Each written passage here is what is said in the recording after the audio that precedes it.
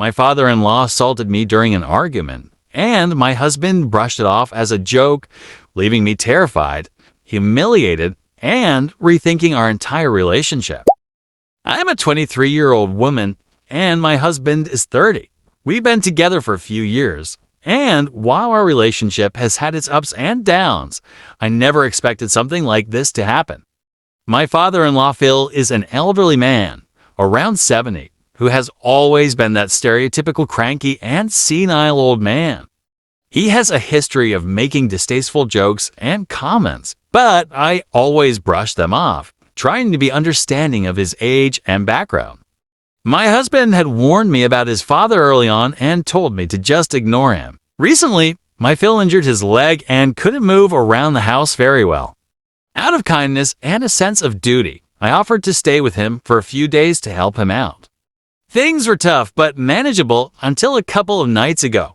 We got into an argument about his diet. The doctor had given him strict instructions on what he should and shouldn't eat during his recovery, but he was insistent on ignoring those guidelines. The argument escalated quickly. He started yelling, "Do not talk back to me, girl, and I can do whatever I want in my house." His sudden rage and the way he got up from his chair terrified me. I tried to defuse the situation by apologizing and attempting to leave the room, but he lunged at me. Despite his age and injury, he's a big man, around 6'12", and I'm quite small, barely weighing 100 pounds. He grabbed me and held me down. In that moment, I was paralyzed with fear. He started spanking me hard, yelling the whole time. I was crying and apologizing, hoping he would stop. The pain and humiliation were unbearable. After what felt like an eternity, he finally let me go, but not before making me stand facing the wall like a child. I was too scared and shocked to run or resist, so I did as he said. When he finally allowed me to leave, I ran to my room and called my husband, crying and telling him what had happened. To my disbelief, he chuckled and said, "Oh, yes, he used to spank us growing up. He seemed to think it was no big deal, just something his father did." I tried to make him understand how serious and different this situation was, but he brushed it off, saying his dad was just a crazy old man and that I should try to forget it. After much insisting, my husband agreed to talk to his dad, but I wasn't confident it would change anything.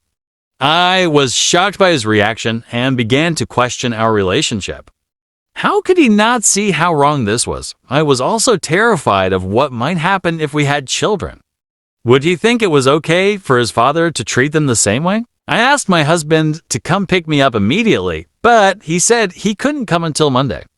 That meant I had to stay with my Phil for a few more days.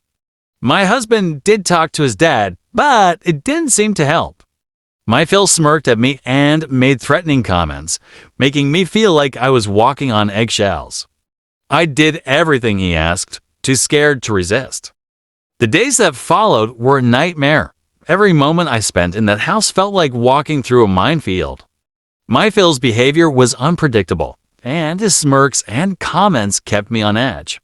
I couldn't sleep properly, constantly worrying about what might happen next. I felt trapped and helpless. I reached out to my husband again, begging him to come get me sooner. He said he would try, but the earliest he could manage was Sunday. Desperate, I called a friend and explained the situation briefly. She promised to talk to her boyfriend, and they agreed to come pick me up the next day.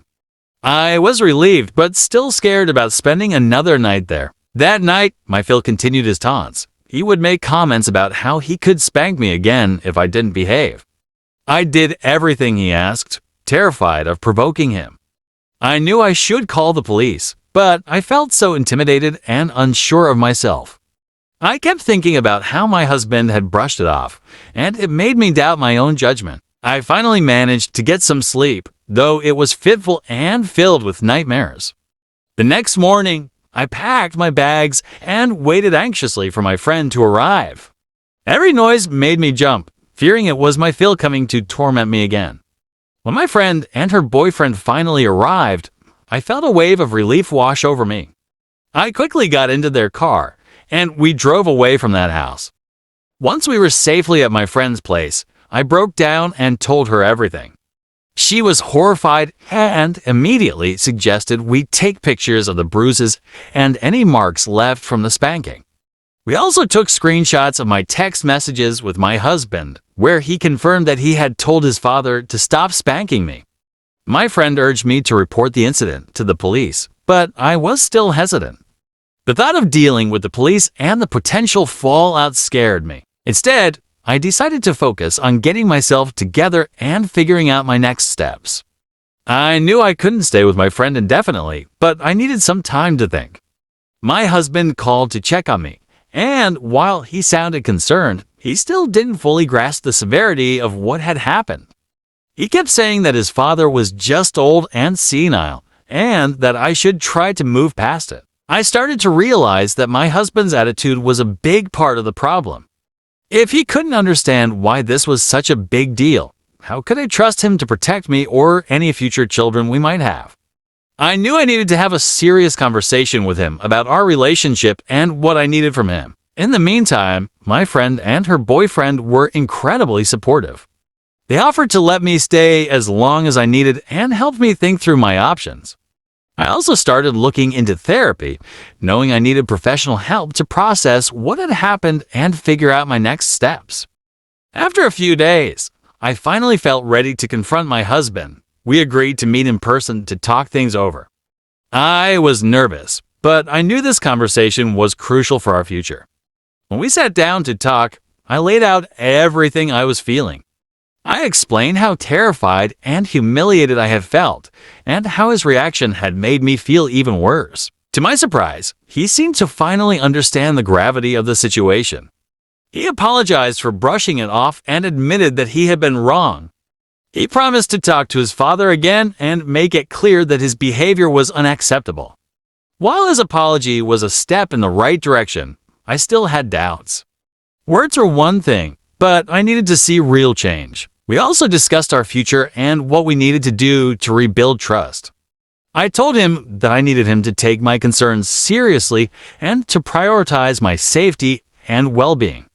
He agreed and said he would start by making sure his father got the help he needed, possibly even looking into a professional caregiver or assisted living arrangement. Despite his promises, I knew it would take time for me to fully trust him again.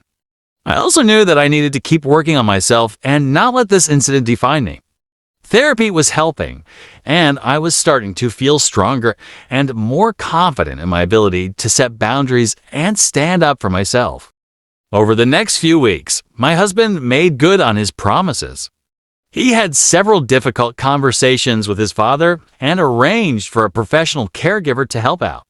He also made a point to be more present and supportive, showing me that he was committed to making things right. I continued to work on myself, attending therapy and focusing on my own healing. I also started setting firmer boundaries with my Phil, making it clear that his behavior was unacceptable and that I would not tolerate any more abuse. While he didn't change overnight, he did start to respect my boundaries more, especially with the caregiver there to help. My relationship with my husband slowly started to improve. We communicated more openly and honestly, and he made a real effort to be more understanding and supportive. While the road to healing was long and challenging, we were both committed to making it work. Looking back, I realized how important it was to stand up for myself and seek help when I needed it. The experience had been traumatic, but it had also shown me the importance of setting boundaries and advocating for my own well-being.